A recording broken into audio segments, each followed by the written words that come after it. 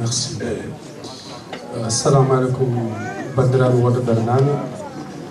caggal yettude adde julde newaɗo mum mi salmini on e dow inde consulat donc autorité sénégalaise yettinde aussi salminago ambassadeur Paul Badji e jarnade on e oɗo ñalawma mawɗo ñalawma pinal ñalawma développement ɓamtare hakkude Woɗoɓere so mbi Woɗoɓere ko Fouta e France salminde bandiraɓe wonɓe ɗo ɓe foof hono responsable association en responsable politique président Fadermo et Pape Ibrahima Thiam de PSD kanko presque o gasni haala ka par ce que o waɗi koye affaire développement no feewi donc so haali tan no wayno haala ka gasni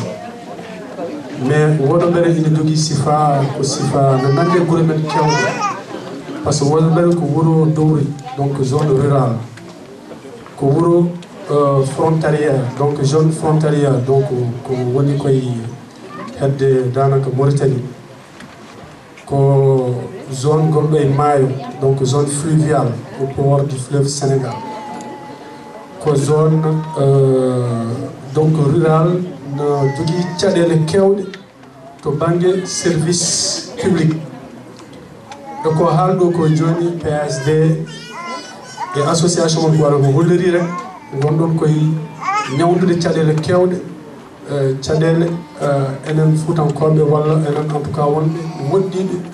ko wayno capital régional walla des zones urbaines ko ɗum waɗi vraiment mboɗo yetta on no feewi e liggey mo mbatton ɗo association de développement noon c'est très difficile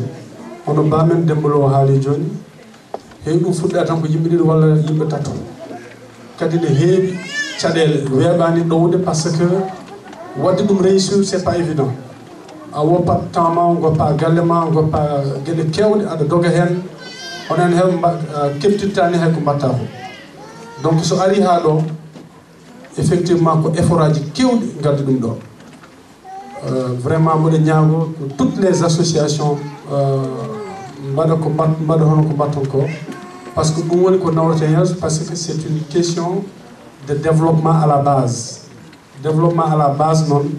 ko association de développement walla association de proximité ko kañum wawi ɗum addude ɗum woni ko mbatton ɗo ko kadi mboɗo salminoon no feewi par ce que minen min jogui ko titre officiel en tant que diplomate mais ko onon en réalité ɓuuri min wonde des diplomates on galani titre officiel par ce que mbaɗon ɗo ko hollude culture men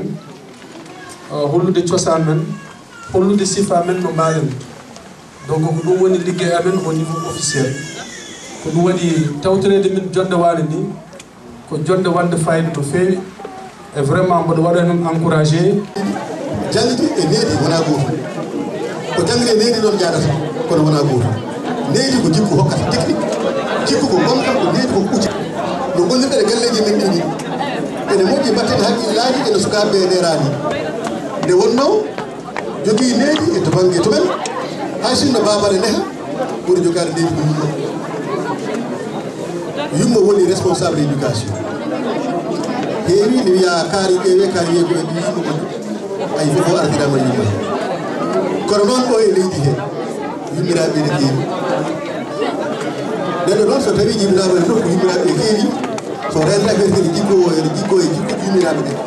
so jikkima e jikkuji yummiraɓe o jogo probléme o wawde tamde jikkoji ɗo o jikkiɗi wona o dañi fof ɗiɗi tankite o dañi haare hakkude tiɗi walla haare hakkude baaɗi haare hakkude wonaɓe ɗum moƴƴi enen nder galleji ɗi so tawi eɗen jiɗi sukaɓeɓe tamere tawirɓe ɗi mbasen yejjide hanki o mbasen yejjide hikka men mbasen yejjide mbaɗiɗi men kalde e sukaɓe ɓe tamodire e sukaɓe ɓe yewtide e sukaɓe ɓe sabu tawi a yewtita ɓiɓi andata so ɓiya andama anda aɗa andi anda aɗa waɗi ƴewata ko goɗɗo ganduɗo e barkalal barka mo non jarama wala teddi non hono no yiddo teddi ni demi amudo don jarama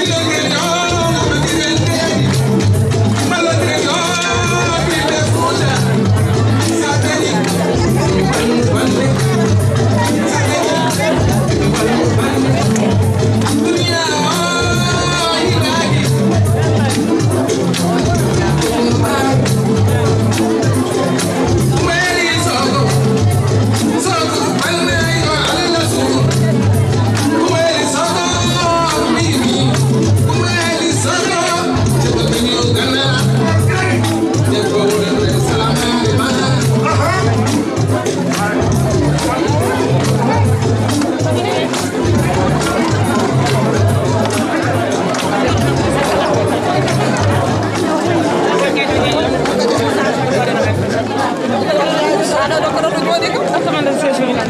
Jalan deh.